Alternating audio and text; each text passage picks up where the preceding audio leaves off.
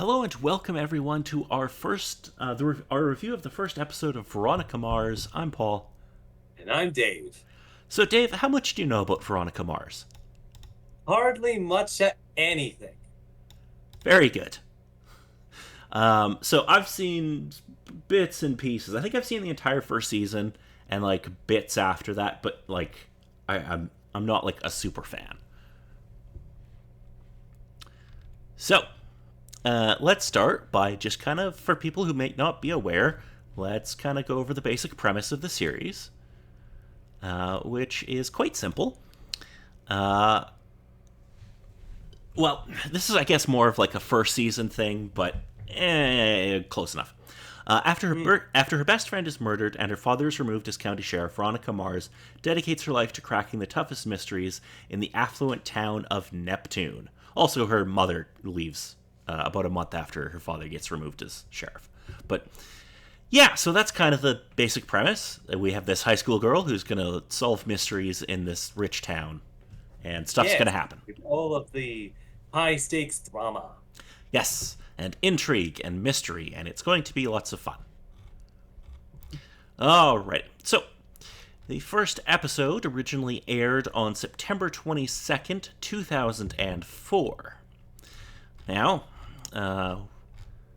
the question might be, what movies would we have been watching in September of 2004, Dave? Any idea what the number one film at the box office the previous weekend was? So the weekend before the show premiered, what was number one at the box office? Hmm. It's a movie that I would be surprised if anybody remembers. Well, you won't have much luck with me. Just thinking even back to that time, I'm drawing complete blank. It's a movie called Sky Captain and the World of Tomorrow. It rings somewhat of a bell, but it's also a case of I possibly remember hearing it from the trailers, but aside from that, there's nothing. Yeah, it's. I think I saw it like in like 2006, and I remember it not being great. Um, it's kind of this like science fiction action adventure, sort of World War II kind of movie. Which in most cases, from the sounds of it, usually never hurts, but it also kind of depends on time, what sort of things it's competing with, and depending on whether or not it's the flavor of the month. I also remember this one, like, there was something about this with, like, the special effects was, like, really supposed to be revolutionary, but now if you look at them, they really don't hold up, so that doesn't help it either. Yes, one of the marvelous case of, oh man, we can use this computer generated stuff to make movies. It'll be awesome. And people are kind of like, ugh. Yeah, it doesn't look great. Alrighty, so let us move on to what you might have been playing on the at home or in the arcade, although arcades probably didn't really exist in 2004 anymore. It's so sad. They were a dying breed. They were. So I'm going to just quickly go through the major releases for all of September, or at least up to the premiere date of this episode, just to kind of give just to give an idea of what had kind of come out recently. Hmm. So on September 2nd, if you were a PS2 or Xbox gamer, you could pick up a little shite game called Terminator 3: The Redemption. Yes. Which Uh, was a thing, but also kind of a case of it was an old thing that they were trying to show off as newish, maybe. no, Terminator 3 would have come out that summer. The game just sucked. Uh, Because yeah. they made a few T3 games and they were all shite. Um, Mm, on September 3rd, if you had a PS2 or Xbox, you could pick up Digimon Rumble Arena 2. yes, because it was a thing. Not here, but it was a thing. Digimon was apparently still a thing in 2004. Okay. Uh, Digimon is still a thing. It just depends on where you are. the same game would then be released on September 6th for the GameCube. For some reason, it came out 3 days later. Who knows why? It was kind of one of the weird things with the system that there needed to be a little bit of time from the one to the other, especially with the case of the GameCube was just so much of a different breed from everything else. Yeah, but it's 3 days. It's not like you're going to port from one to the other in 3 days. That's just weird. Anyway, Mm, September 7th, if you had a PS2 or Xbox, you could pick up a really great game called Burnout 3 Takedown. yes. Did you ever play any of the Burnout games? Um, Not so much. I think there might have been the chance of playing through at least one of them. The name completely escapes me, but still interesting enough concept with the idea of most of the Burnout series. Yes, the Burnout games are a ton of fun. Hmm. Also on September 7th, if that wasn't your speed and you were either a PC, PS2, or Xbox gamer, you could pick up Silent Hill 4 The Room. Yes. Which I believe was a thing. It was one of the cases that after two, there was intrigue and interest with a couple of the Silent Hill games, but then it started to get a little bit either too experimental and or just horrible cringe. Yeah, I feel like 4 was when it started to kind of really drop off. Mm. September 8th, if you had a PS2, you could pick up, and I did not expect a game like this to be released in 2004, Carmen Sandiego, The Secret of the Stolen Drums. Again, not too surprising. Kind of nice and nostalgic in my case, but also the case of, hmm, hmm. Yes, a Carmen Sandiego game in 2004. That TV show had been off the air for a long time at that point. Also So on true. September 8th, if you were a Windows, GameCube, PS2, or Game Boy Advance gamer, you could pick up The Fairly Odd Parents Shadow Showdown. Yes, because that was a thing, which is becoming another thing. The very next day, on September 9th, if you had a PS2, I can only assume this is only in Japan because I don't think it got a North American release, you could pick up a little game called King of Colosseum 2. Supposed yay? I think it might be a case if it was only released in Japan because I have no idea what that is. You wouldn't have played it because it was a wrestling game. Ah, And I'm pretty sure it's only a Japanese release. yeah, It's a spin-off of the Fire Pro series. It's really good. neat. Also on September 9th, two games that probably did much better than King of Colosseum 2. If you had a Game Boy Advance, you could pick up Pokemon Fire Red or Leaf Green. Yes, with the thing being the old thing into the new shining light of the things of the modern day. Yeah, this was like the sort of remake of Red and Blue, right? Pretty much. Case of still kept the gameplay style, most of the traditional things, but kept the newer mechanics and all the things that they've been building up since newer Pokemon games of the time. Right on. So September 12th, if you had a Game Boy Advance, you could pick up Barbie as the Princess and the Pauper. Um, I guess Barbie games were still a thing in 2004. Actually, they're still a thing now, I think. But Yeah, it's just kind of a case of you have to do a bit of digging. You need to check in the right corners of things. It's like, oh, look, there's the Barbie game. September 13th, if you had a GameCube or an Xbox, you could pick up Carmen Sandiego, The Secret of the Stolen Drums. It got ported over a couple of days later to those systems. Don't know why. Yeah, If you had a Game Boy Advance, you could pick up Digimon Racing. Apparently, there was if a you know, and Digimon all else kart racer. fails, stick in a cart. If you're a PC gamer, on the same day, you could pick up EverQuest Omens of War. Supposed neat, but depending on which update that supposedly is.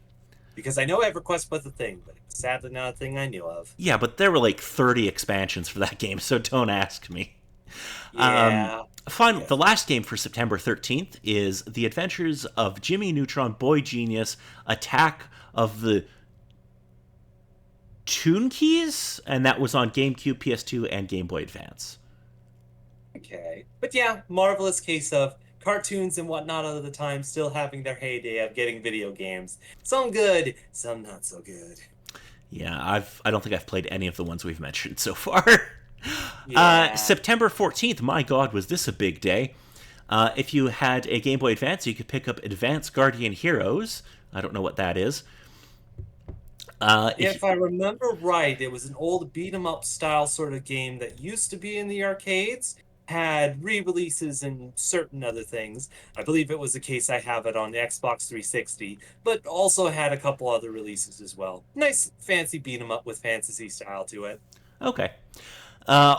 Also on September 14th, if you had a GameCube, PS2, Xbox, or Game Boy Advance, you could pick up Power Rangers Dino Thunder. Yes, because it was the thing at the time. Yes. Also on September 14th, if you had a PS2, you could pick up, I'm not sure if it's Gradius 5 or Gradius V. Possibly 5, maybe to be safe. Also on September 14th, if you had a GameCube, PS2, or Xbox, you could pick up Bad Boys Miami Takedown. It's Supposed hooray? If it's I'm not mistaken, that is supposedly a wrestling and or fighting game that had a more street thug aesthetic. no, Bad Boys Miami Takedown was a video game based off of the movie Bad Boys 2, Uh, and it is shite. yeah, yeah. Also on September 14th, if you're a PC gamer, you could pick up Call of Duty United Offensive, which was an Because you know, expansion it's Call of pack for Duty. Call of Duty. Also on September 14th, if you're an Xbox gamer, you could pick up Fable. Oh my gosh, Fable. Also on September 14th, if you were a PS2 gamer, you could pick up Sly 2 Band of Thieves. Ah, yes. Very much needs. And finally, also on September 14th, because this was a hell of a day, if you're a PC gamer, you could pick up The Sims 2. Because you know it's The Sims. Yes. September 16th, if you had a Game Boy Advance and happened to be living in Japan, you could pick up Pokemon Emerald. Yes, because it was a thing. It definitely was. September 17th, if you had a PS2, you could pick up Crisis Zone, which looks like it's a spin off of Time Crisis from the arcade. September 20th, if you had a Game Boy Advance, you could pick up F-Zero GP Legend. Oh, we need a new F-Zero game. It would be something interesting, but it is a case of they only released the online one that's on the Switch, and quite honestly, that's possibly enough for some of the people that know about it. But quite honestly, yeah, it's one of the IPs that Nintendo needs to do something with. Because they haven't done one since the GameCube, have they? Nope, not since the F-Zero GX. Yeah, okay. Also on September 20th, this might have been the game you were thinking of, Dave. If you had a GameCube, PS2, or Xbox, you could pick up Def Jam Fight for New York.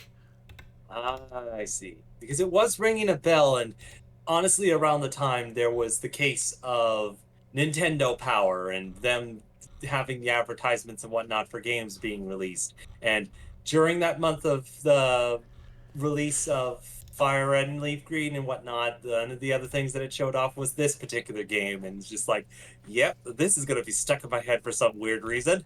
Yeah, the Def Jam games were super cool.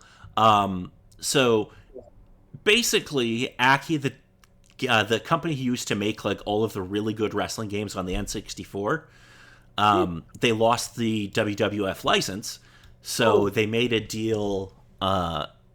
They got bought out. Maybe they got bought out by EA. I don't remember exactly how that worked, but they made a deal with Def Jam Records to like take a bunch of their rappers and put them in a game, and it was basically just another Aki wrestling game. They just put rappers in it instead of wrestlers. Because you know, the rappers need the somewhat cred aside from the music to make things interesting, supposedly. Yeah, but they were really good games.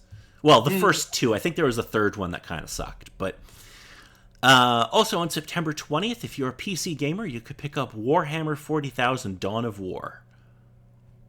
Neat. I don't know anything about Warhammer 40,000, so... Moving on to September 21st, if you had a PS2, you could pick up Blood Will Tell, which looks like it was only released in Japan. Also on September 21st, if you had a PS2, you could pick up Dance Dance Revolution Extreme. Because it was a thing. If you didn't have the machine or whatnot and pay the thousands of dollars to actually get it, you could get a little dance man and connect it to your system. Yes, and it became a huge thing for like a year or two. Yeah, it's Dance Dance. It's not surprising. Also on September 21st, if you had a PS2 or PC, you could pick up Final Fantasy XI Chains of Promethea. It's some expansion for Final Fantasy XI. I don't know. Yeah, which was a thing before the other Final Fantasy MMO was a thing. Yes. September 21st, if you had a GameCube, PS2, or Xbox, you could pick up Second Sight, a game that I've seen the cover to a million times but know nothing about. Like, if I remember correctly from the advertisements and other things discussing about it, you're a dead person that essentially possesses people to try and figure out who the heck killed you. Oh, okay. I Sure, that sounds reasonable enough. September 21st, if you were on the PC, PS2, or Xbox, you could pick up Star Wars Battlefront. That's right, kids, there was ones before the EA abominations. Yes. And that was a great game that everybody should go back and play. Uh, Yeah. Yeah. if you were also on September 21st, if you had a Game Boy Advance and you felt like scratching that Star Wars itch, you could get Star Wars Trilogy Apprentice of the Force, which I'm pretty sure was just a re-release of like the Super Nintendo game. I might. Yeah. Sounds about right. Oh no, apparently it was an original game. I Hmm. am mistaken. Moving on to September 22nd, the day this episode aired. If you had a Game Boy Advance, you could pick up Disney's Kim Possible 2 Drakken's Demise. Very much so. Also, a mild case of, despite watching the show and whatnot, never played any of the games. Very good. Also on September 22nd, if you're a PC gamer, you could pick up Rome Total War. Yes. The Though to- I'm trying to remember if that was more of the action beat 'em up sort of adventure one, or if that was the more strategy based one. no, the Total War games, I'm pretty sure all of them are like real-time strategy games. But Okay. I might be wrong. They might have done some other stuff, but they're mostly known for being those. Mm. The final release for September 22nd on the PS2, if you some of y'all had to have picked it up at some point. You could pick up Katamari Damacy. The very first Katamari Damacy? I'm assuming so because it's 2004. Ah, yes. The marvelousness of the rolling a small ball to collect the things of the stuff. Yes, it is a great game from the little bit that I have played. Okay, finally, number one song in America this week, Dave. Oh, God, with those particular things happening. It's Oh, a song that I do not remember. nah, that would be too early for that. Nah, I don't think that's quite happened yet. God, when I was about 14 when that stuff came out. I could think of particular songs I probably heard it around the time, but I could definitely not say what was number one.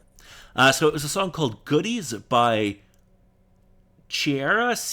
I don't know how you're supposed to pronounce it. It's Ciara, featuring Petey Pablo. That does not surprise me, but whether or not it's one I know of or if it's the obvious one, I do not know. But always a decent enough song from that artist. Okay, I literally know nothing about them, so you do more than I. Alrighty, so let us get into this episode of Veronica Mars. Alrighty. So, we start the episode with Veronica kind of explaining the status quo of the series, kind of giving us an idea of what's happened and that. So we get the information that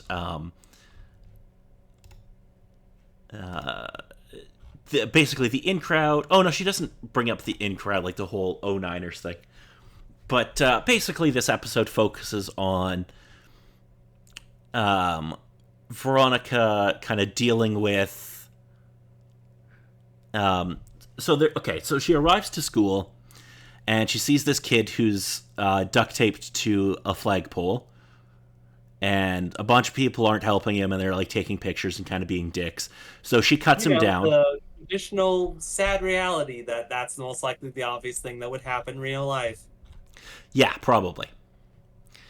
So she cuts him down, and then they slowly become friends over this episode.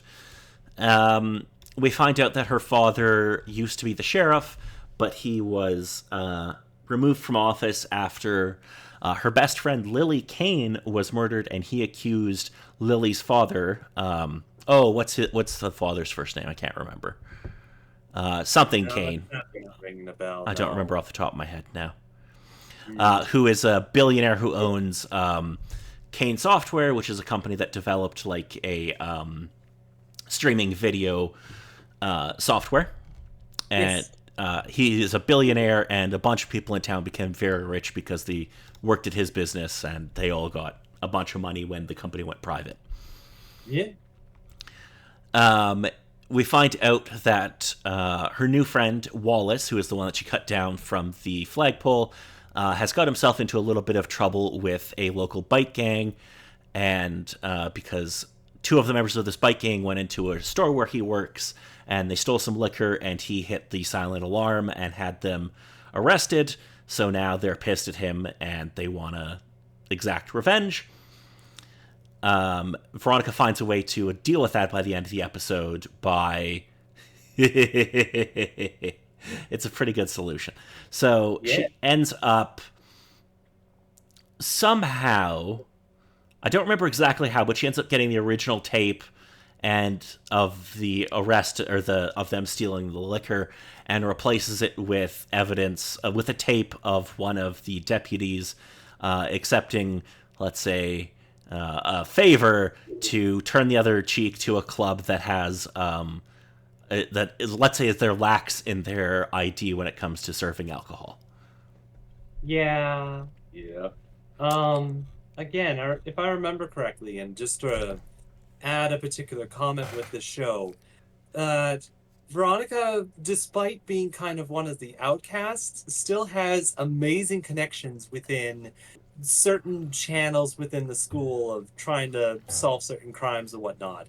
Since she pays off a creative person in the clay developing class to create a bong style statue that she sticks in one of the lockers of a student that's been pestering her to Yes. help solve that problem, to get confiscated and placed inside of the police store evidence storage to cause a smoke screen or fire emergency, Right. to sneak in, break in, get the tape that's needed, and take an additional tape to thwart the evidence of the current sheriff for the work in the case for those two stealing a bottle of liquor. Just a marvelous little uh, cavalcade of things that sort of worked out in that sort of case. I found it marvelous to sort of see and watch. Yeah. No. Yeah.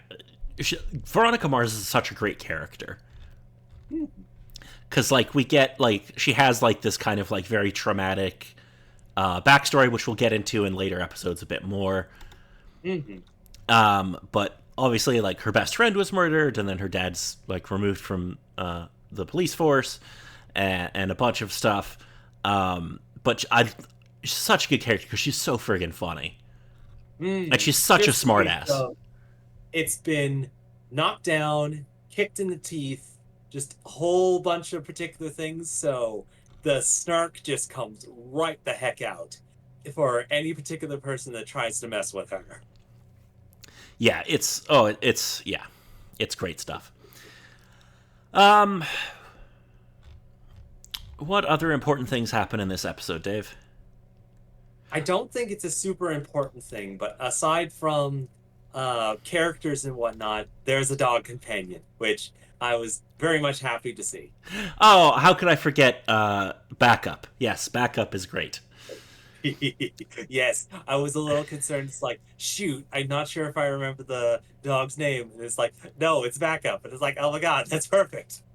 Yeah, because there's this great moment where her and her dad, who is like a character actor that you've probably seen in a million things, but he's like never really a star. Hmm. I can't think of his name off the top of my head, but there's a great scene where they're sitting down, they're having dinner after Celeste Kane is in his office because she wants to hire her dad, Keith Mars, to investigate her husband. Mm. And they're eating, I think it's bologna and macaroni cheese. Yeah, something like that. And he asks her, like, how her school day went and everything. And she's like, if you think we're talking about my schooling while Celeste Kane was just in your office, you're fucking insane. Obviously, she doesn't say fucking because this is a PG show, but Still, yeah, pretty much word for word.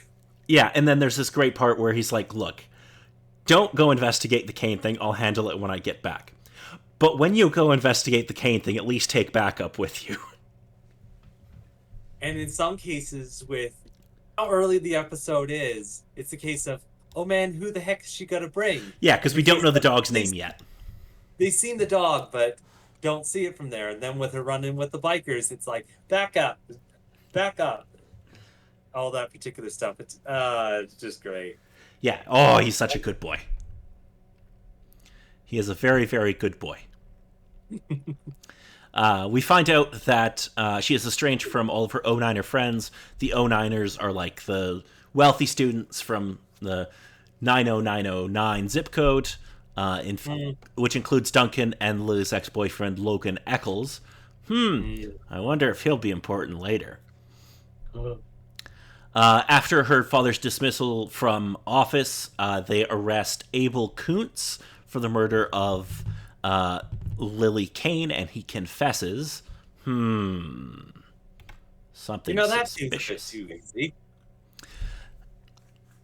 Yes, and that happens in a flashback where we see her sitting while they're moving out of their old house, and then this comes on the news. Mm. We get, what else do we have? Oh yes, after her father is removed from office and all this stuff happens, she attends a O9er party and her drink is spiked, and she is sexually assaulted, which the sheriff does not take seriously. He's an asshole. Yeah, yeah, it pretty much fits for the character. Yeah, just Yes. What else do we find? Oh yeah, so ends up being forgiven by Weevil, who's the leader of the bike gang. And he's kind of like, oh, I don't really like either of you, but like, whatever, we're cool. Back at the office, Celeste Kane hires Keith. Oh, we already went over that. Keith is busy with other projects. Oh yeah, once Keith sees the license plate on the number of the woman's car outside of the motel that Jacob Kane is going to see, he immediately stops the investigation and tells Veronica to stop investigating. This puzzles Veronica, and she learns that the car belongs to her missing mother, and she decides to continue the investigation herself. yeah, an interesting sort of case of we sort of see the status quo of how it is now, but sort of seeing that it wasn't always like that, of all the trauma that she's kind of gone through, the situation that sort of got her into this point. And then the case of all the stuff from the past is still kind of up in the air, still sort of around, and just sort of the case of what the heck happened, building that intrigue for the mystery that's going to be going on. Yes, there's a lot of mystery set up in this.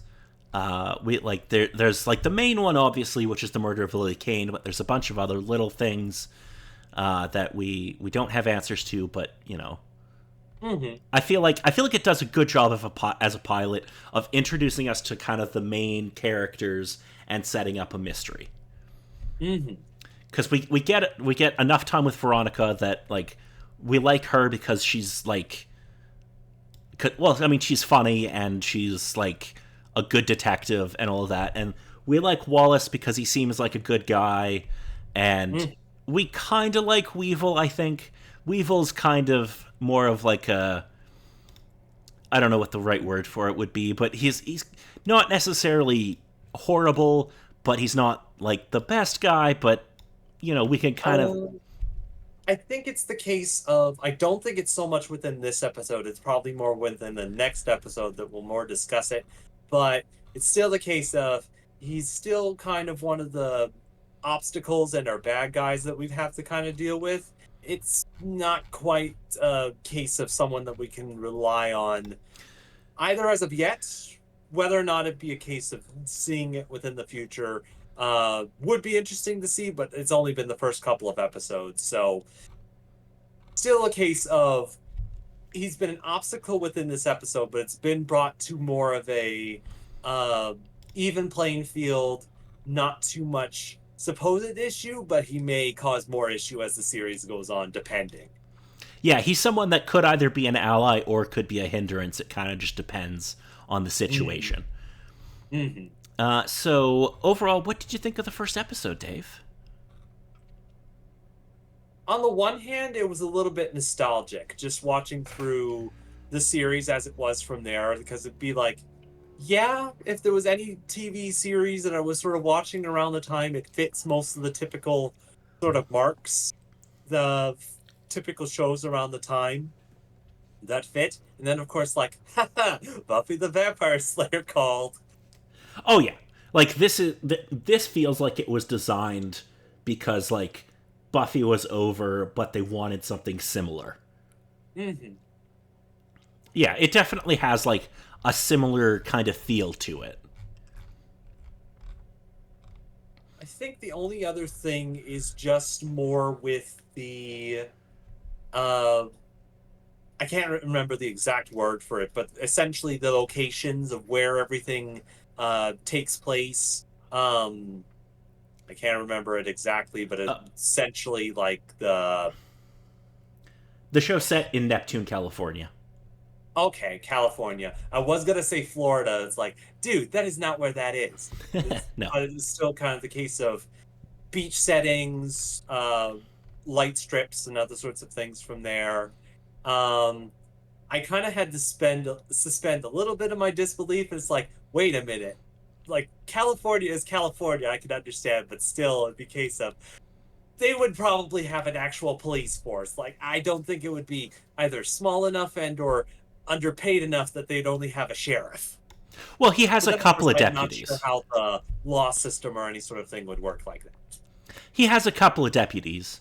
Like we do see at least like a handful of deputies, but yeah, it's probably considering the wealthy nature of the town, they would probably have a better police force. It's just kind of a case of, hmm. Yes. So, if there's nothing else about this episode, next week we'll be discussing the episode Credit Where Credit's Due.